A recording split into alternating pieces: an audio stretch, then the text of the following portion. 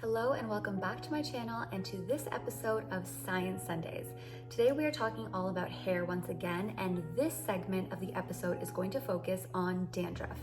I have split this episode into 3 segments. The other 2 discuss oily scalp and the postpartum period of hair loss. So if you'd like to watch those, they'll be linked down below. But if this is the segment that interests you now, then just keep on watching. Before we begin, I will ask you if you could please take a moment to like this video and subscribe to my channel. It allows me to cater future content to the things that you react well to. So dandruff is not just limited to being a dry scalp issue. It can absolutely be caused by dry scalp and that flaking into your hair, but it can also be caused by things like product reactions and fungal overgrowth in things like seborrheic dermatitis or candidiasis. Seborrheic dermatitis is considered to be a chronic form of eczema, and it occurs in areas of the body that have more sebaceous glands than normal. So areas like the back, your nose, and your scalp. The exact cause of seborrheic dermatitis is yet to be understood, but it is triggered by things like chronic stress, infections, hormonal imbalances, new medications, cold, dry weather, detergents, harsh products, etc. In the scalp, it will look like dandruff, but it will often be accompanied by yellow, greasy, scaly substances and reddened skin. If this sounds like something that you might be suffering with, absolutely go and talk to your healthcare provider, run the associated tests and have the examination done so that you can get to the bottom of whether this is going on in your skin or not. Candidiasis, on the other hand, is an overgrowth of this yeast that is normally found in our skin and is part of our natural flora, but that growth is just exacerbated far beyond normal levels.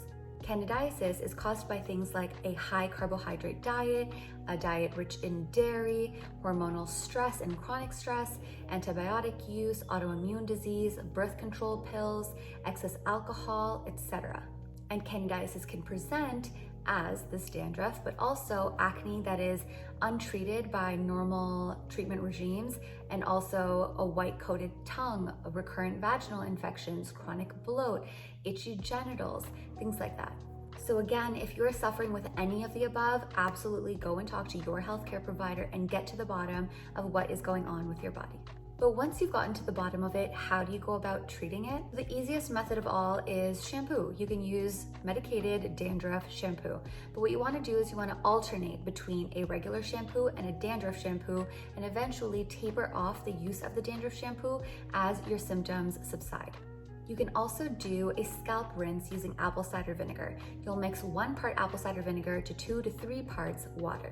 This rinse will stimulate a shedding of dead skin cells in your scalp so that they can be rinsed away easier, but it will also balance the pH levels in your scalp so that you're removing that environment in which the fungus likes to grow. You can also exfoliate away the loose, dead skin on your scalp by just directly pouring in baking soda into your wet hair and really thoroughly scrubbing it before washing it out with your regular shampoo.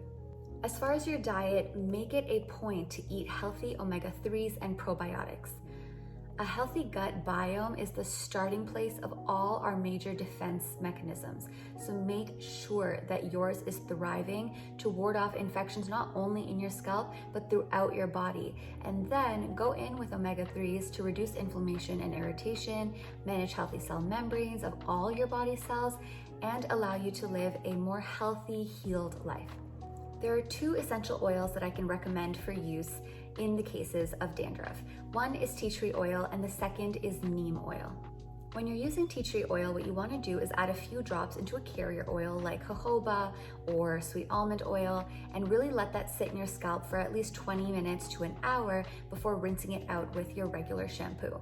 The purpose of using tea tree oil is that it has antibacterial and anti-inflammatory properties.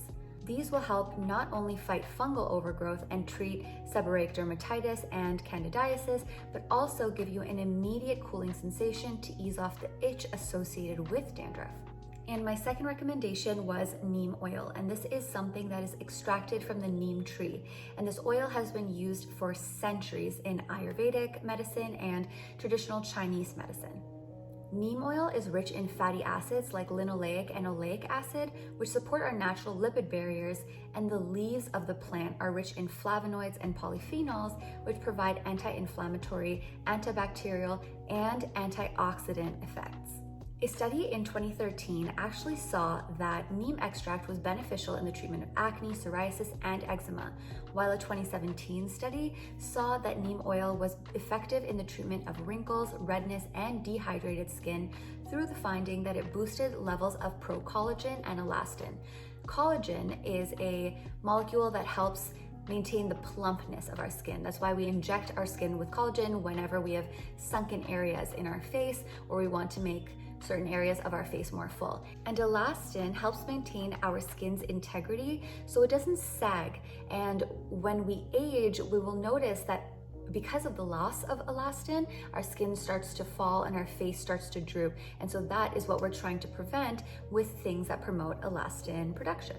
As far as dandruff is concerned, neem oil contains something called nimbidin, and nimbidin has been seen to suppress inflammation, including that from fungal overgrowth. It can cause things like allergic reactions, including contact dermatitis.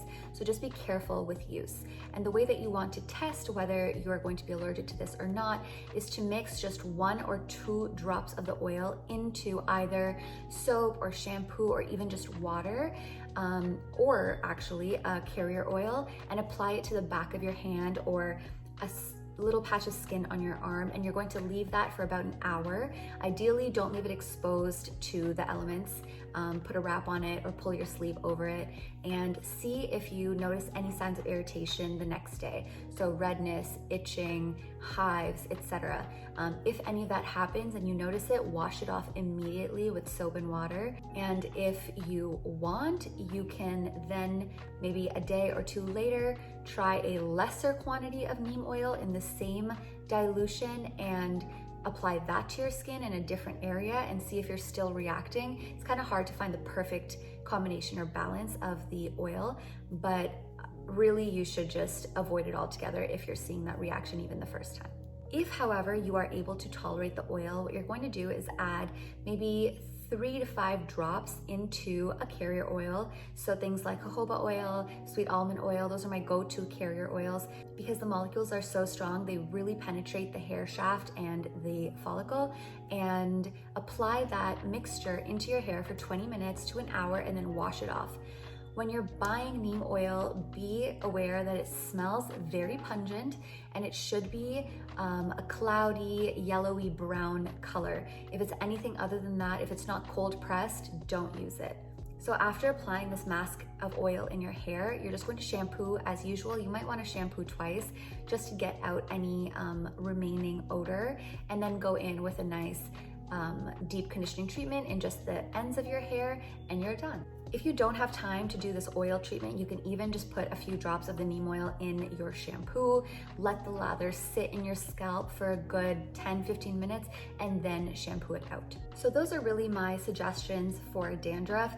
Again, if you have an underlying medical condition, an autoimmune condition, psoriasis, eczema, anything along those lines, absolutely go and talk to your doctor and try and get maybe a more medicated shampoo than what you can get just over the counter or off shelves.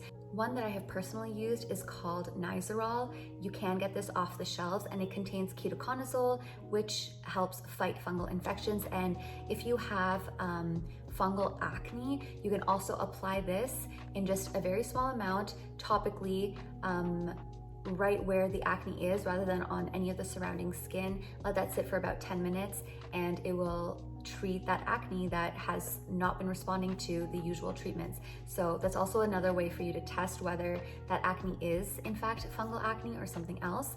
But that is a topic for another day.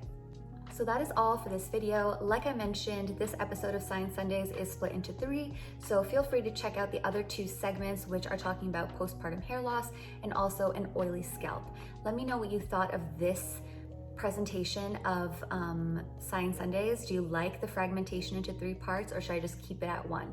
I thought it might be easier to digest if it's in 3 separate parts and you can watch the one that applies most to you. Please let me know so I can cater my content to you and your likes. But like I said, that is all from me for now, and I will talk to you soon.